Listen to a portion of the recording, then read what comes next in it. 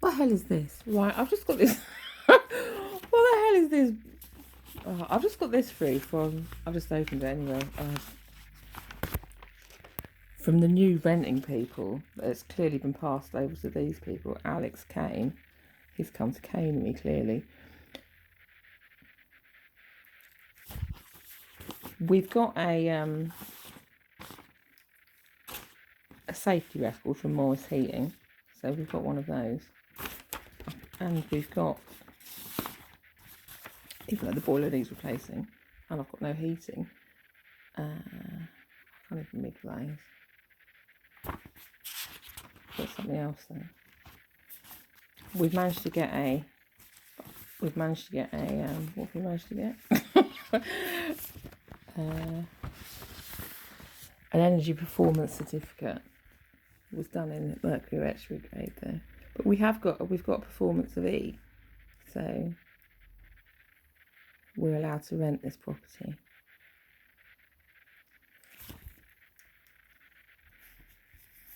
Although I did point out to the lady who just came to talk about it, we've not had one for 30 years. So we've been illegally taking money because supposedly, is that true? Because we're supposed to have one of these to sign a rent agreement and we've not had one. But that wasn't the bit that really got on my nose. It was this bit telling me how to deal with condensation and mould growth. Factors which can encourage condensation and mould growth. I mean, I do know some of this anyway. Intermittent heating. I have no heating. The boiler doesn't work. Lack of ventilation. We have plenty of ventilation. That's partly what brings the damp in this. There's no, do you know what? There's no seals around the door. You know, all the rest of it. Occupants bathing and showering frequently. That's not us. The provision of double glazing and high performance joinery, which reduces drafts and consequently air changes within the property. I think that's just words. Solid uninsulated external walls. Occupants home cooking, especially boiling without pan lids. Right. I'll just get takeaways then. Well, sorry. I do have pan lids anyway. The dampness is worse in the autumn and winter when there is poor. So my house is mouldy because I cook my own food. The use of mobile gas and oil heaters. Well, I've had to do that when I had no gas cooker working. Do you know what? The gas wasn't working, if you remember. Probably not. No, it wasn't. So I had to have a gas cooker. I had to buy myself one. I use it all the time, but I do have to use it.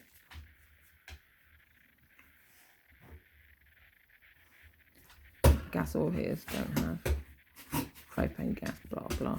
Building work undertaken within the past year. I think that's true anyway, is it? So surely they dry out the air. I might be wrong, but poor maintenance, e.g. leaky plumbing. Yeah, well, I don't have, you know, there is poor maintenance. The kitchen sink doesn't even empty. Defective gutters, etc. Yes.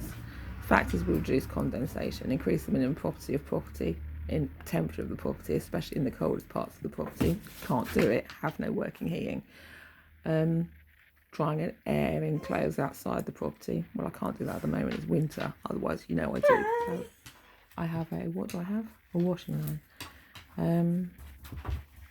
Tumble dryer should be properly vented. I don't have a tumble dryer.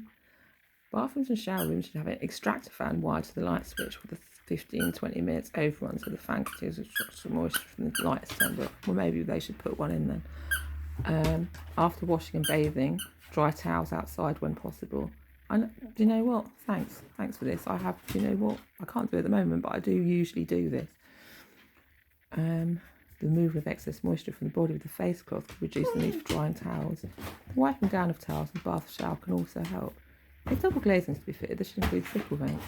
Insulated external walls in severe cases. Any wet surfaces should be wiped dry, e.g. floors, baths, towels, etc. Avoid leaving standing water, e.g. in washing up bowls. Well, I've just said about that. Sinks blocked. When cooking, keep saucepan lids on to reduce steam. Thanks. It also reduces cooking time. You could have added that on if you wanted to. Mobile heaters and propane oven hobs should be avoided. It's just the same thing again. Correct other causes of moisture included these poor maintenance, e.g. leaking, blah blah. Your lifestyle promotes additional humidity. Make use of large domestic dehumidifier on a regular basis to maintain lower humidity levels. Also bring humidity levels under control. You know what else might help? Having a roof so the damp can just come through.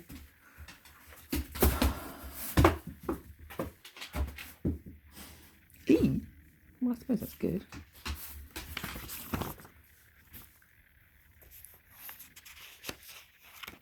Has the potential to be B.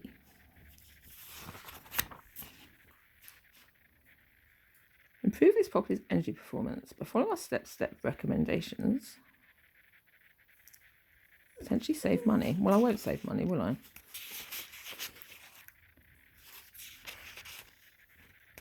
Increase loft insulation. Increase wall insulation. Floor insulation. Suspend the floor. Draft proofing. Low energy icing. Control. Blah blah. Condensation boiler. Solar water heating. Solar blah blah blah. I thought landlords had a responsibility to do some of these things. I thought they did. Breakdown of property's energy performance.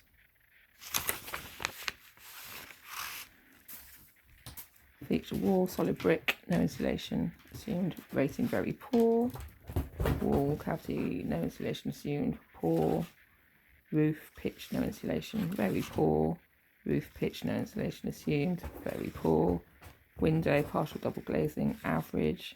Main heating, boiler and radiators, mains, gas, good.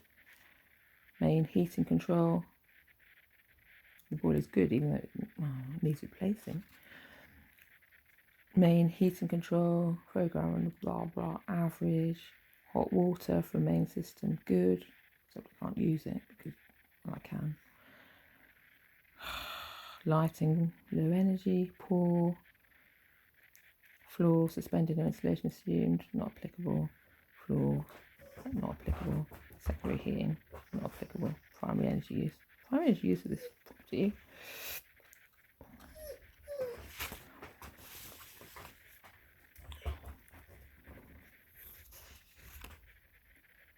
Environmental impact of this property. This property produces 4.5 tonnes of CO2. This property's potential production is 1.3 tonnes of CO2.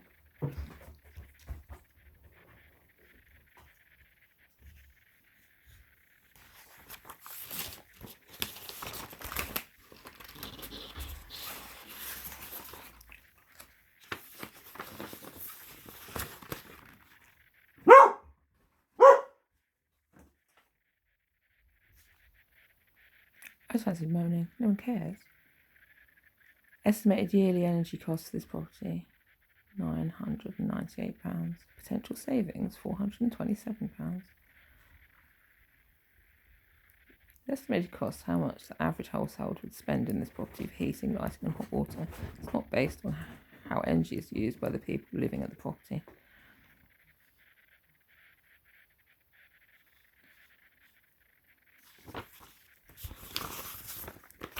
And also, under my rent agreement, where's all the shit gone that was taken out of my house, and who's responsible for that? The landlord is responsible for it, I understand.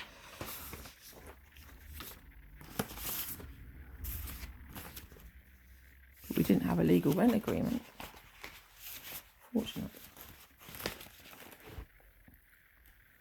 Round and round and round we go.